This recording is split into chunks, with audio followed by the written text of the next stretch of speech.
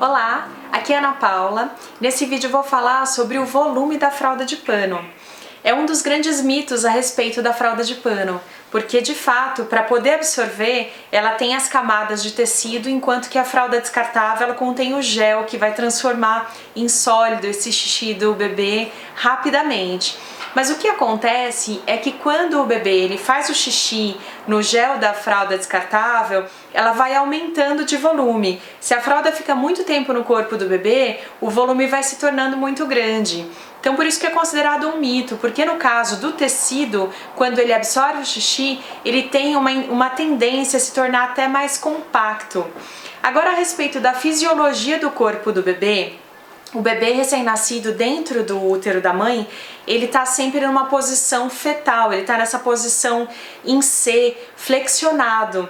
E quando o bebê ele nasce, leva um tempo para que esse desenvolvimento da coluna do bebê ele fique totalmente alinhado.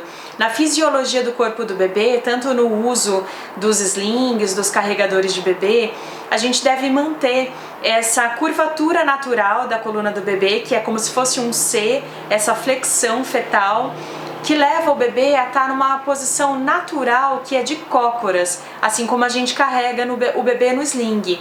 Por essa razão, o bebê ele sempre tem nessa posição correta de se carregar, que é essa posição de sapinho, essa flexão de 45 graus, que deixa uma abertura entre as pernas. Então o volume que a fralda de pano faz entre as perninhas do bebê, ela não é de maneira alguma prejudicial. O bebê depois dessa fase ele vai começar a engatinhar, e o que é interessante no uso da fralda de pano é que ela favorece um desfraude geralmente antes do que a fralda descartável. E por que isso? Porque existe uma consciência corporal com o uso da fralda de pano.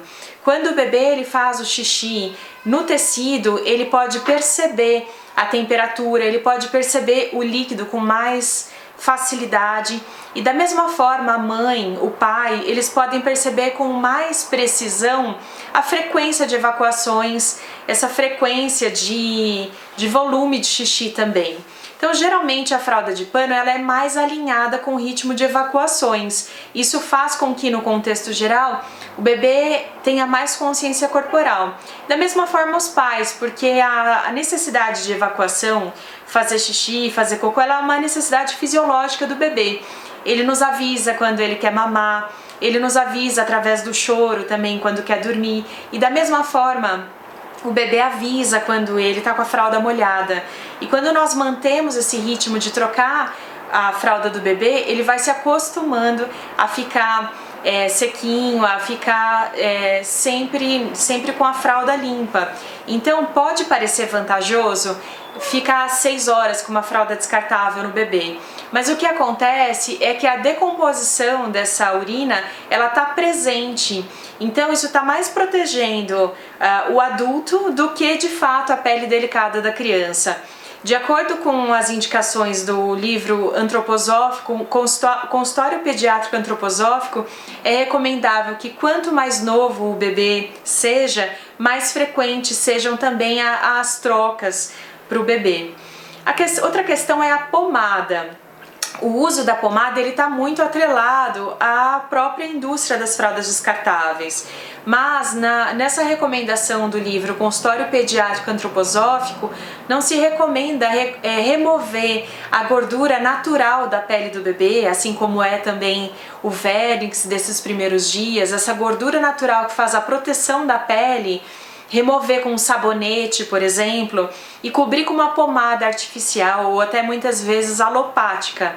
O ideal na limpeza do bebê é não ficar usando sabonete que vai remover a gordura natural da pele, mas sim limpar o bebê seja com algodão, com água ou com óleo de amêndoas para poder tirar resíduos de fezes, mantendo essa gordura natural e mantendo o bebê sempre sequinho. Então por isso é recomendável usar os amidos, né, que hoje em dia eu recomendo mais a araruta, que é uma raiz de uma planta. Como a gente sabe que no caso o milho é muito transgênico no Brasil, era muito recomendado o amido de milho, né? Então eu tenho falado da araruta, que é um amido também, e que é uma raiz de uma planta e que é um amido não transgênico, que pode ser encontrado em lojas de produtos naturais. Não é recomendado o uso de talcos, porque eles são muito finos, eles contêm perfumes, fragrâncias, que o bebê pode estar aspirando. Então, na troca do bebê, é simplesmente manter ele sequinho, usando esse pó da araruta, que vai manter as dobrinhas sempre sequinhas, e isso é o ideal.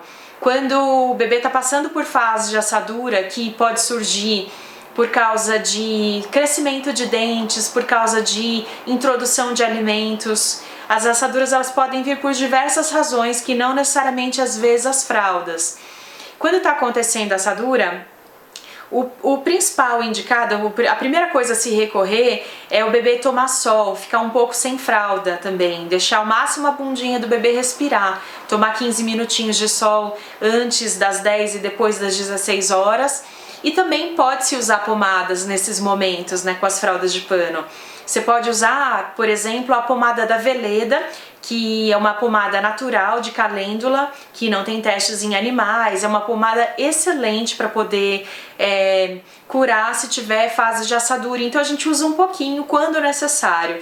Então, nesse caso, pode estar usando na fralda de pano um pouquinho de pomada, ou se você preferir, você pode ainda usar aquela dica que eu dei no vídeo que eu falo dos nossos absorventes, de colocar um bioliner por cima, protegendo também a fralda da gordura das pomadas.